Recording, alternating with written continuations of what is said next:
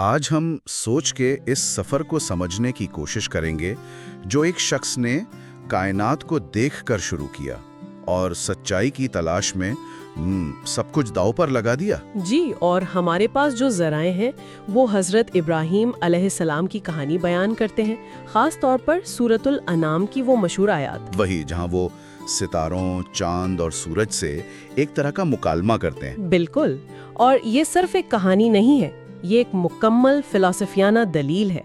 आज हम इस दलील की गहराई में उतरेंगे। अच्छा, मतलब इसका मकसद क्या था, इसके पीछे तारीखी पस मंज़र क्या है, और सबसे अहम बात 21वीं सदी में जहां हमारे पास हबल टेलीस्कोप है, ये कदीम कहानी हमारे लिए क्या माने रखती है। बिल्कुल।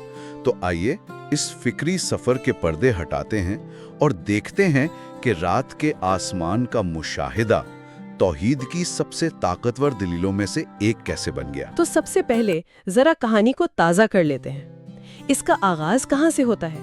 ये सिर्फ आसमान को देखने से तो शुरू नहीं होती है ना? नहीं, बिल्कुल नहीं। इसका आगाज जमीन पर होता है, एक बहुत ही जाती कॉन्फ्रंटेशन से। अच्छा। हजरत इब्राहीम अलैहिस्सलाम अपने वालिद आज़र से मुखातिब हैं।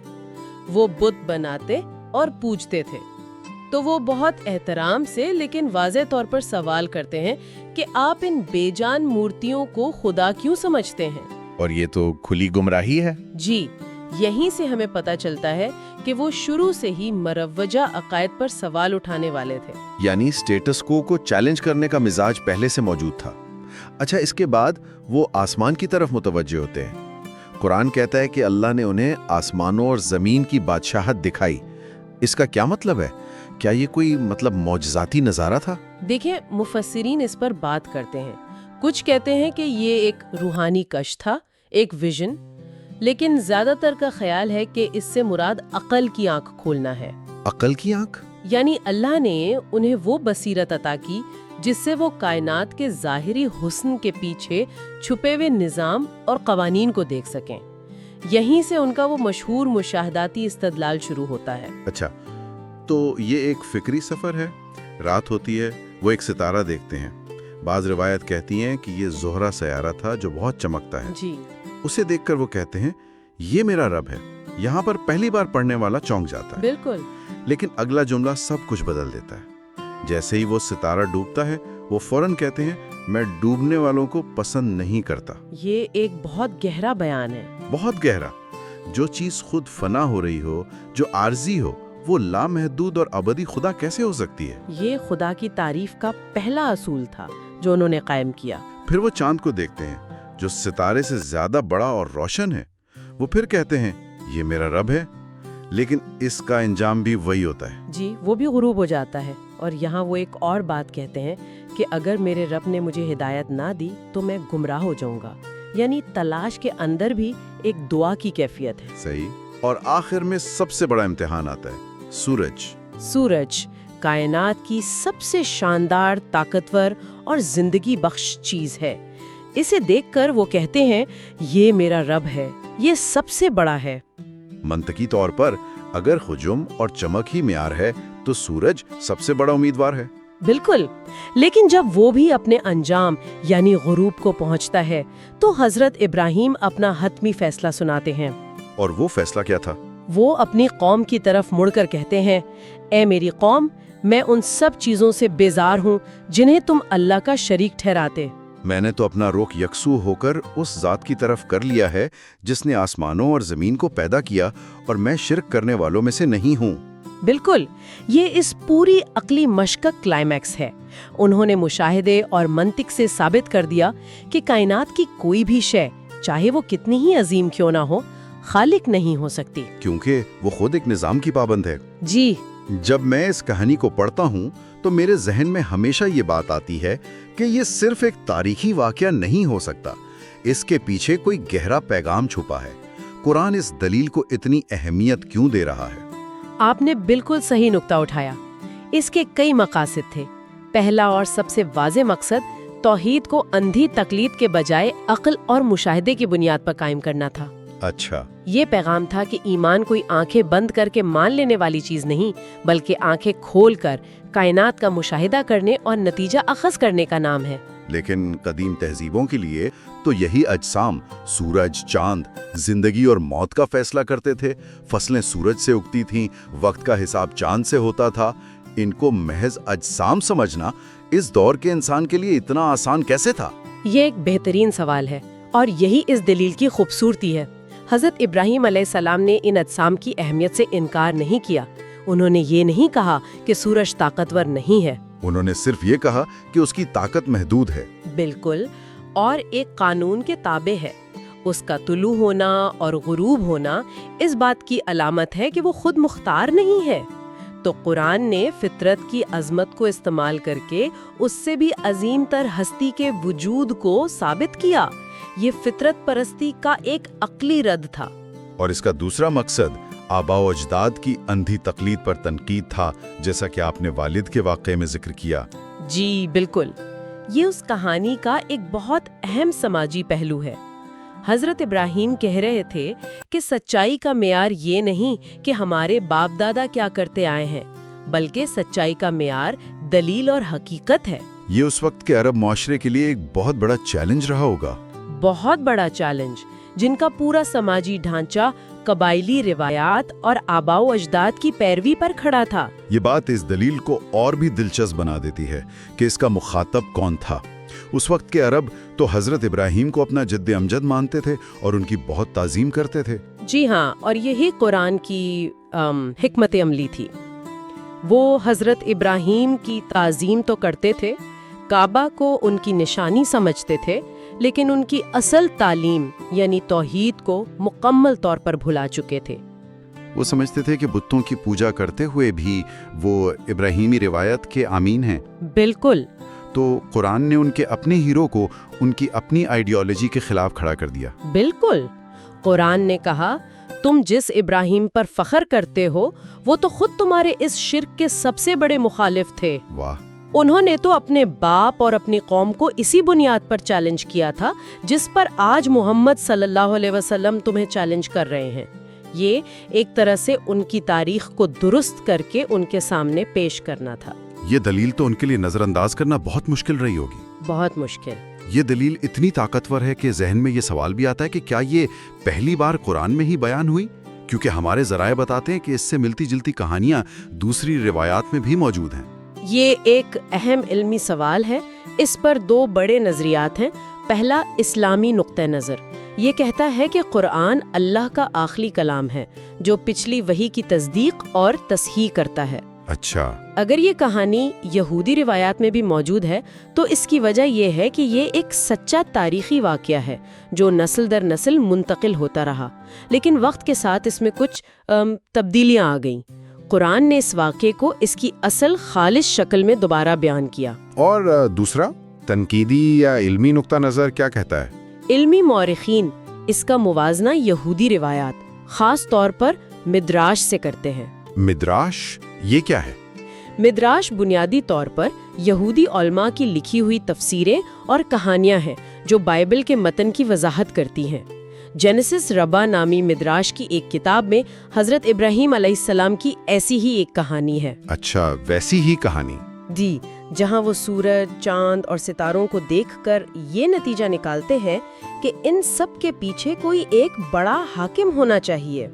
چونکہ یہ روایت قرآن سے پہلے کی ہے تو ناقدین یہ کہتے ہیں کہ ممکن ہے یہ کہانی اس وقت عرب میں موجود یہودی اور عیسائی برادریوں کے ذریعے مشہور ہوئی ہو اور وہاں سے قرآن کا حصہ بنی ہو۔ تو ایک طرف وحی کا دعویٰ ہے، دوسری طرف ثقافتی اثر کا نظریہ۔ ایک عام انسان اس کو کیسے سمجھے؟ دیکھیں، اگر ہم غیر جانبداری سے تجزیہ کریں تو ایک بات بہت واضح ہے، چاہے اس کا ماخذ کچھ بھی ہو، قرآن میں اس کہانی کی پیشکش اپنے آپ میں منفرد ہے۔ کیسے؟ مدراش کی کہانی زیادہ طویل اور قصہ گوئی کے انداز میں ہے، جبکہ قرآن اسے ایک انتہائی جامع، منطقی اور تیز رفتار دلیل کے طور پر پیش کرتا ہے۔ قرآن نے اسے محض ایک واقعہ نہیں رہنے دیا، بلکہ اسے اپنی توحیدی دعوت کا ایک مرکزی ستون بنا دیا۔ صحیح۔ اس کا مقصد، اس کا لہجہ اور اس کا اختتام اسے ہر دوسری روایت سے ممتاز کرتا ہے۔ اس کہانی کے اندر ایک اور بہت دلچسپ بحث چھپی ہوئی ہے۔ جب حضرت ابراہیم علیہ السلام کہتے ہیں کہ یہ میرا رب ہے، تو کیا وہ یہ بات سنجیدگی سے کہہ رہے تھے؟ کیا وہ واقعی تلاش کے عمل سے گزر رہے تھے، یا یہ ان کا اپنی قوم سے مناظرہ کرنے کا ایک انداز تھا؟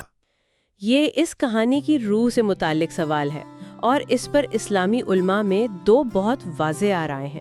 ایک اقلیتی رائے ہے جسے کچھ بڑے مفسرین جیسے امام رازی نے بھی اہمیت دی ہے کہ وہ اس وقت نوجوان تھے اور واقعی ایک مخلص متلاشی تھے، ایک سیکر۔ یعنی وہ سچ میں سوچ رہے تھے کہ شاید ستارہ ہی خدا ہو۔ جی، یہ نظریہ انسان کے روحانی سفر کی عکاسی کرتا ہے کہ کیسے شک اور تلاش ایمان کی طرف لے جا سکتے ہیں۔ یہ ایمان کو ایک جامد عقیدے کے بجائے ایک متحرک سفر کے طور پر دیکھتا ہے۔ اور اکثریتی رائے اس سے مختلف ہے۔ جی، اکثریتی اور کلاسیکی رائے یہ ہے کہ حضرت ابراہیم علیہ السلام پیدائشی طور پر نبی اور توحید پرست تھے، وہ ایک لمحے کے لیے بھی شرک میں مبتلا نہیں ہوئے۔ تو پھر انہوں نے ایسا کیوں کہا کہ یہ میرا رب ہے؟ ان کا یہ کہنا دراصل ایک منطقی حربہ تھا جسے ہم ریٹوریکل آئرنی یا طنزیہ استدلال کہہ سکتے ہیں۔ یہ بالکل ویسا ہی ہے جیسے کبھی آپ کسی بحث میں سامنے والے کی غلط بات کو لے کر کہیں، اچھا چلیں 1 منٹ کے لیے مان لیتے ہیں کہ آپ ٹھیک کہہ رہے ہیں، صرف یہ دکھانے کے لیے کہ اس کی دلیل کہاں جا کر ٹوٹتی ہے۔ بالکل، وہ اپنی قوم کی سوچ کو اپنا کر انہیں ان کے اپنے انجام تک پہنچا رہے تھے۔ اچھا، تم کہتے ہو کہ یہ چمکتا ستارہ خدا ہے، چلو مان لیتے ہیں، لیکن دیکھو یہ تو ڈوب گیا۔ بالکل، وہ ایک استاد کی طرح قدم بقدم ان کے عقیدے کی کمزوری کو ان پر ہی واضح کر رہے تھے۔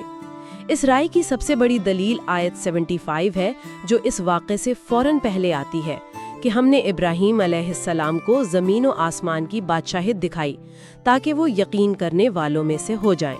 یعنی وہ اس بحث سے پہلے ہی صاحب یقین تھے۔ جی، اسی سے جڑا ایک بہت حساس اور جدید سوال ذہن میں آتا ہے۔ حضرت ابراہیم نے تو بنیادوں پر سوالات اٹھائے، لیکن آج کے دور میں اگر کوئی نوجوان مسلمان اپنے عقائد کے بارے میں ایسے ہی بنیادی سوالات اٹھاتا ہے تو اکثر اسے شک کی نگاہ سے دیکھا جاتا ہے۔ یہ تضاد کیوں ہے؟ یہ ایک بہت اہم اور پیچیدہ سماجی مسئلہ ہے۔ میرے خیال میں یہ مسئلہ مذہبی سے زیادہ ثقافتی اور نفسیاتی ہے۔ بہت سی مسلم کمیونٹیز میں ایک طرح کا فکری عدم تحفظ پایا جاتا ہے۔ مطلب انہیں ڈر لگتا ہے؟ جی، انہیں یہ خوف ہوتا ہے کہ سوالات پوچھنے سے ایمان کمزور ہوگا اور نوجوان الحاد کی طرف چلے جائیں گے۔ اس لیے سوالات کو ایک خطرے کے طور پر دیکھا جاتا ہے، جبکہ قرآن انہیں ایک موقع کے طور پر دیکھتا ہے۔ جبکہ قرآن خود بار بار سوچنے اور غور و فکر کرنے کی دعوت دیتا ہے۔ افلا یتدبرون افلا تعقلون۔ درجنوں بار قرآن کا پورا اندازی سوالات پر مبنی ہے۔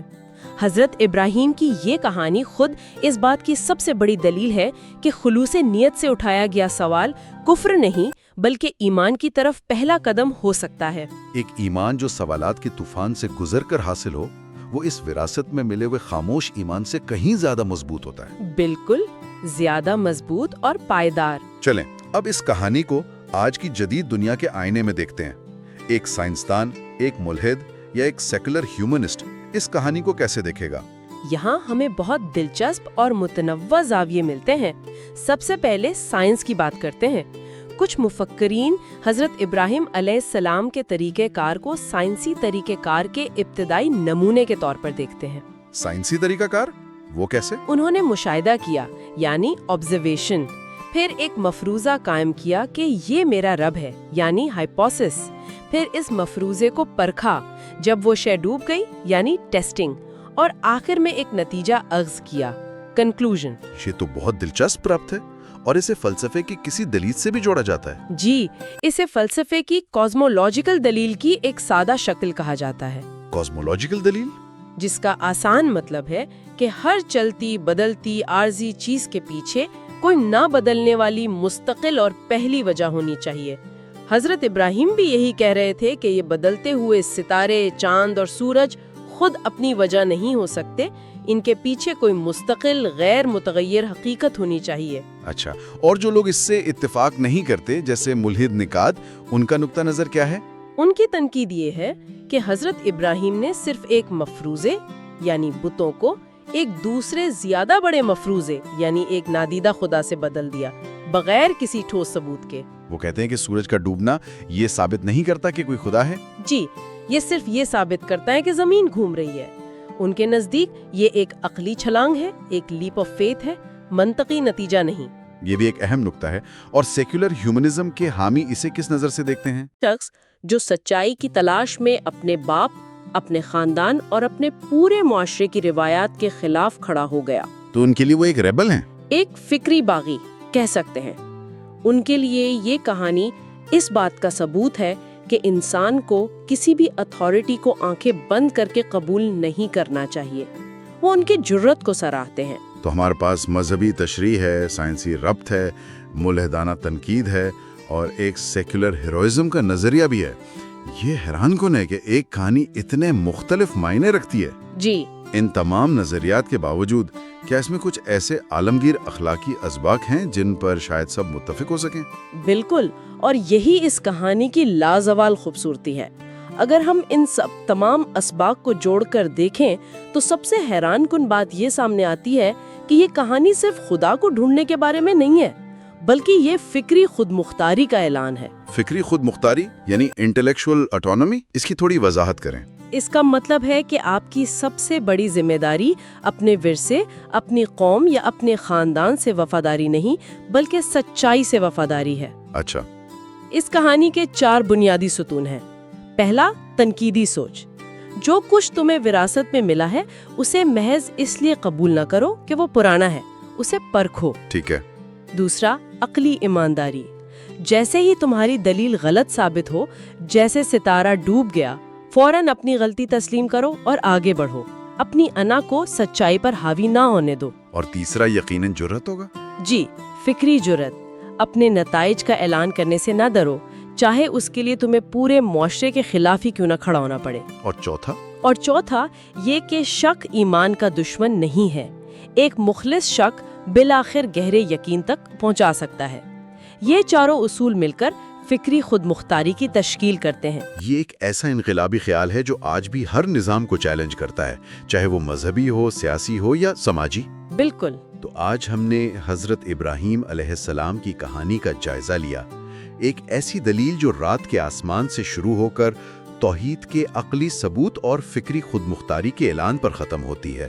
جی، ہم نے دیکھا کہ کیسے ایک قدیم واقعہ آج بھی مذہبی، فلسفیانہ اور سماجی بحث کا زندہ مرکز ہے۔ اور یہ کہانی ایک عالمگیر دعوت ہے کہ انسان اپنی عقل اور مشاہدے کو استعمال کر کے مادی دنیا کے پردوں کے پیچھے جھانکے اور وجود کی حتمی حقیقت کو تلاش کرے۔